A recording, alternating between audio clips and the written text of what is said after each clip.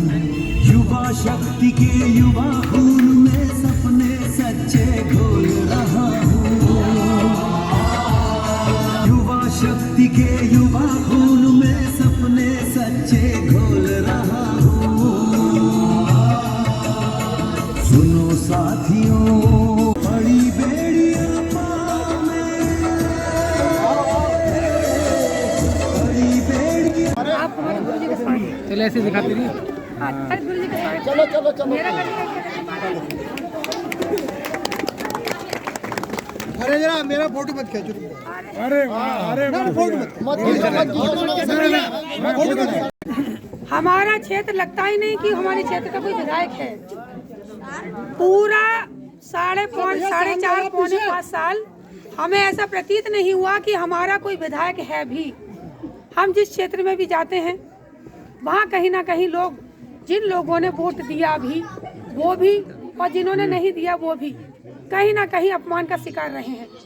लोग धोखे का शिकार रहे हैं। ऊपर पार्टी के मुखिया तो धोखा देते ही हैं, उनसे ज़्यादा और बड़े धोखा देने वाले उनके क्षेत्र के विधायक हैं।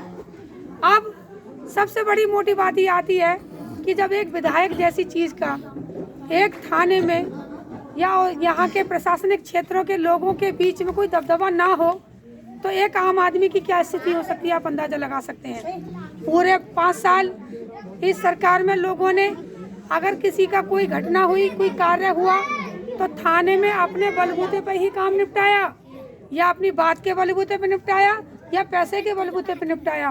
तो आप ये गलती पुनः ना करें। लहर में वो जीती वो अलग बात है, लेकिन लोगों की आंखें खुल गई हैं इन 5 सालों में। जिस चीज़ का उन्होंने वादा किया था, एक भी चीज़ ऐसी नहीं हुई है कि वो ये कह सके कि मेरे वादे के अकॉर्डिंग वो चीज़ बन गई। एक भी व्यक्ति शख्स हमारे गांव के कहने वाले नहीं है कि हमारी विधायक ने क्या ये विद्यालय खुलवाया, हमारी विधायक ने कहीं सड़कें डलवाई, हमारी विधायक ने किसी को नौकरी पर लगवाया हो, हमारी विधायक ने तहसील में भ्रष्टाचार को रोक लिया हो, हमारी विधायक ने थाने के भ्रष्टाचार को रोका हो। अरे भ्रष्टाचार बढ़ गया। जब से ये बनी थी उस समय समानिया जो वहाँ के इंस्पेक्टर थे, समानिया छोड़ के पता है क्यों गए? क्योंकि उनसे 4 लाख 5 लाख रुपया महीना अब जो है वसूली हो रही थी। बोले मैं किसकी गर्दन पकड़ूंगा, किसकी वसूली करूंगा। तो ये जो है कुछ लोग अधिकारी ऐसे भी होते हैं जो अपने स्वाभिमान को जो है ना दबा नहीं सकते।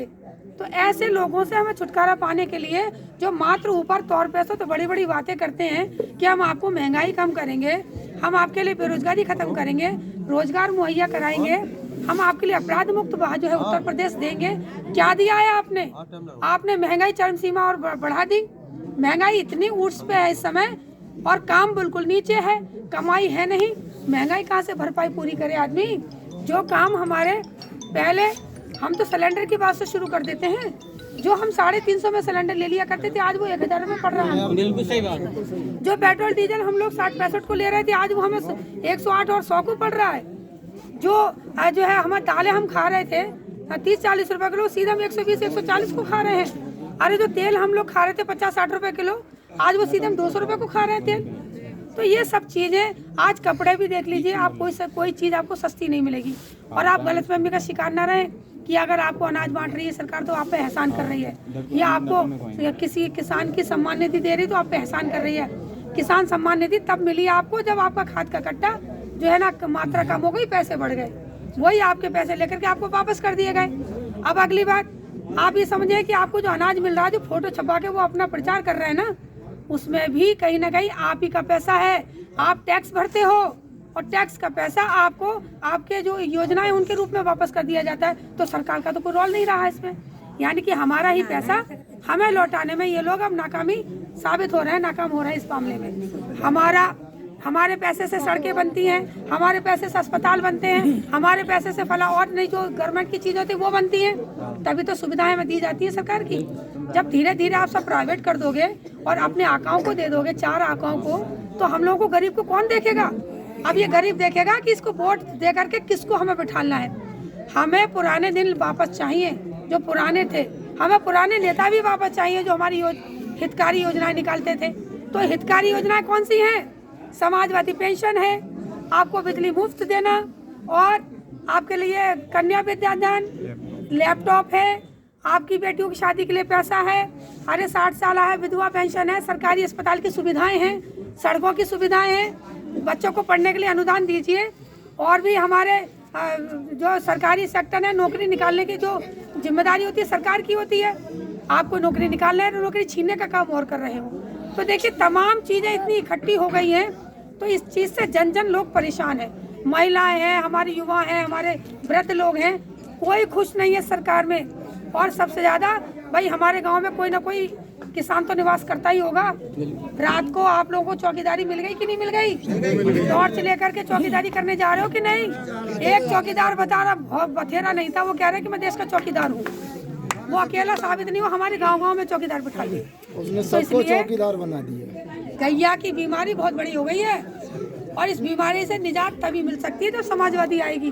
तो बटन समाजवादी का ही दबना चाहिए ज़्यादा से ज़्यादा। और बोले मैं ज़्यादा ऊँची आवाज़ में